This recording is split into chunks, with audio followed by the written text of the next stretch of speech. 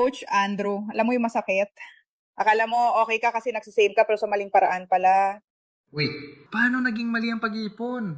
Inalang kasi na karamihan, basta may ipon, panalo ka na. Yan ang malaking misconception. Sa IMG tinuro sa atin, the wrong way to save is putting your money where it loses value over time. Like sa alkansya, cabinet, o yung low interest savings account kung saan talo ka sa inflation. Totoo yan, Coach Yang.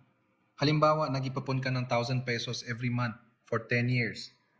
Tapos nasa bangko lang 0.25% interest. Ang ending, hindi siya tumubo. Kinain pa ng inflation at may withholding tax pa. Exactly. The right way is saving with purpose and right strategy. Yung may growth potential, protection, at long-term vision. Sa IMG, tinuturo kung saan mo dapat ilagay ang pera mo para magtrabaho para sa'yo.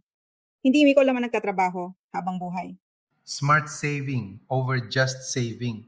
That's a big difference. Ang tanong, ikaw ba, tama ba ang paraan ng pag-iipon mo?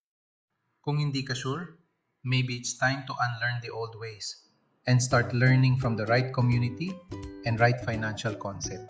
Let's build wealth the smart way, the IMG way. Join us now in IMG.